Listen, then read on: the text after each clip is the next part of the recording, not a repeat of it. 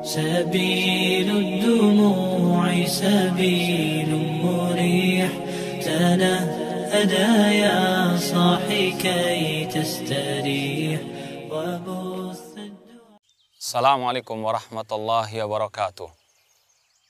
Innal hamdalillah nahmaduhu wa nasta'inuhu wa nastaghfiruh wa na'udzu billahi min syururi anfusina wa min sayyiati a'malina. Man yahdihillahu fala mudhillalah wa man yudlil fala hadiyalah. Asyhadu an la ilaha illallah wahdahu la syarikalah wa asyhadu anna Muhammadan abduhu wa rasuluh. Amma ba'd.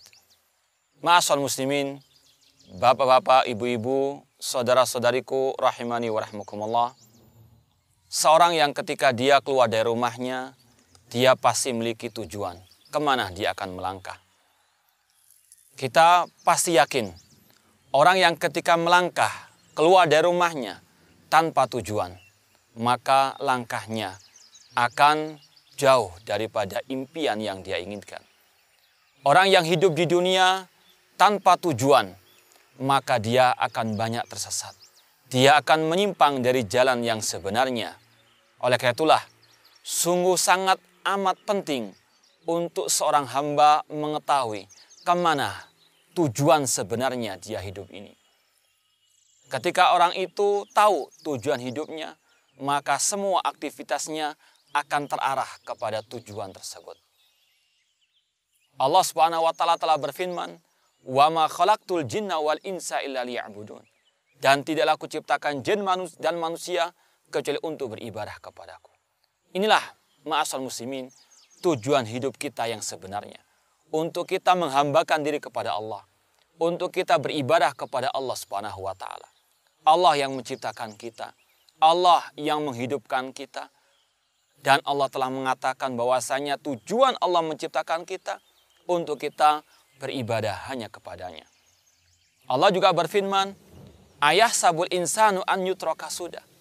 Apakah manusia mengira mereka hidup begitu saja di dunia tanpa ada tujuan yang sebenarnya? Apakah manusia mengira dia hidup di dunia ini sia-sia begitu saja? Tentu jawabannya tidak. Manusia bukan sebagaimana binatang. Hewan, mereka hidup, makan, minum, bekerja, bersenang-senang, melampiaskan syahwatnya, kemudian mati begitu saja. Tidak. Manusia lebih mulia daripada itu semuanya. Manusia Allah ciptakan dengan hikmah yang sangat mulia, yaitu untuk beribadah kepada Allah Subhanahu wa taala. Dan dengan rahmat dan kasih sayang Allah Subhanahu wa taala, Allah ketika memberitahukan kepada manusia tujuan hidupnya untuk beribadah kepadanya, Allah pun memberikan rambu-rambu, memberikan aturan kemana dia atau dengan apa dia beribadah kepada Allah Subhanahu wa taala. Syekhul Islam Muhammad At-Tamimi rahimahullah taala berkata, "Annallaha khalaqana wa razaqana wa lam yatrukna hamalan." Allah yang menciptakan kita, Allah yang memberikan rezeki kepada kita, namun Allah tidak membiarkan kita begitu saja sia-sia hidup di atas muka bumi ini. Bal arsala ilaina rasulan. Bahkan Allah mengutus kepada kita seorang rasul. Faman ata'ahu dakhalal jannah wa man asahu dakhalan nar. Barang siapa mentaati rasul, maka dia akan masuk surga, dan barang siapa menyelisih rasul, memaksiati rasul, maka dia masuk ke dalam api neraka.